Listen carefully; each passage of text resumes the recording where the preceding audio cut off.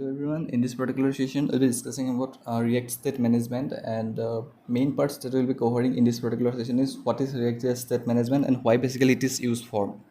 So let's get started.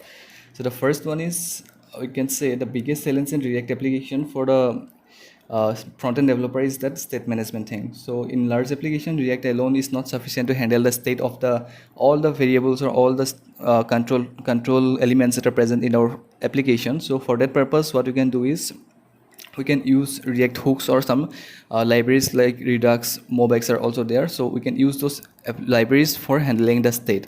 So in this session, we are going to take a closer look about the both React hooks as well as the React state management. And so what is React state management? So React component have a built-in state object. So the state is encapsulated data and where you can store assets and persistent between the component renderings. The state is just a fancy term for JavaScript data structures, and if a user changes the state by interacting with your application, the UI may completely look different afterwards, because once you click on a particular button or once you click on a particular action, then what will happen is it will change the state of that particular variable, and which will be reflected on your front end. So that can be done by using the state management thing.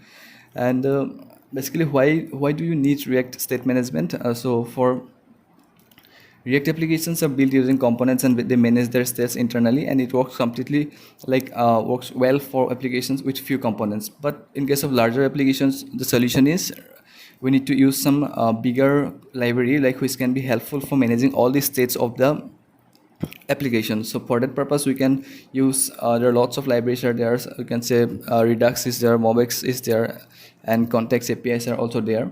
So in that cases, we can use those. But for local state management, what we can do is we can use React state management to handle all this local state of the variables. So the simplest definition for React state, we can say the state is a JavaScript object that represents the part of the component or part of a component that can sense based on the resultant action of a user. So you could also say the states are simply the memory of a component. So as I have already mentioned, suppose you are storing something in a particular store or in a particular location, then what you can do is you can access them at any point of time, and also you can sense that modify that particular file or something like that. So same thing happens here. So whenever you are storing something in your React state, it got stored in that particular object, and whenever you want to change that particular state, what you can do is you just need to perform certain actions, and based on that actions you can change the value in that, and which can be reflected in the front end as well. So this is the definition about React state management, I can say.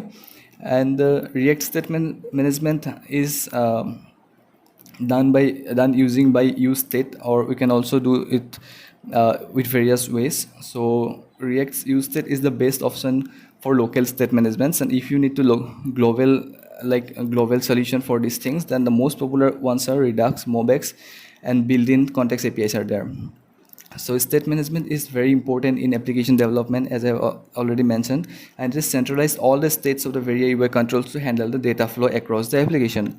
So for example, we can say, just consider you want to show a welcome message to your user who is visiting first time to the site. So whenever a particular user or whenever a new user is visiting your site for the first time, you can show this message like welcome XYZ. This is the name of the person, I suppose. Not the person, I can say welcome some message with some message. So once that same person is visiting to your site second time or the third time, you don't want to show the message like welcome message.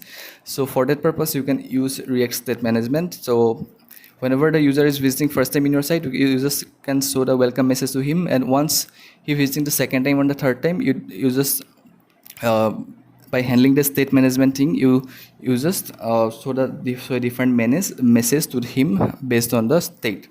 So that can be done by using this state management thing. And this is all about the React state management, which is very helpful for application development nowadays, and you can use this in various situations, and it will be very helpful for to handle all these different situations in React application development. And that's all about React state management. And so we get a very nice idea about React state management, and how we can able to handle this one, and how we how why basically we need to use this, and what is the basic definition of Reactjs state management and all.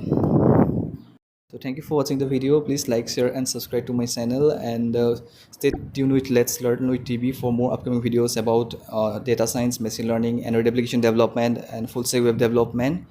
Thank you guys. Thank you.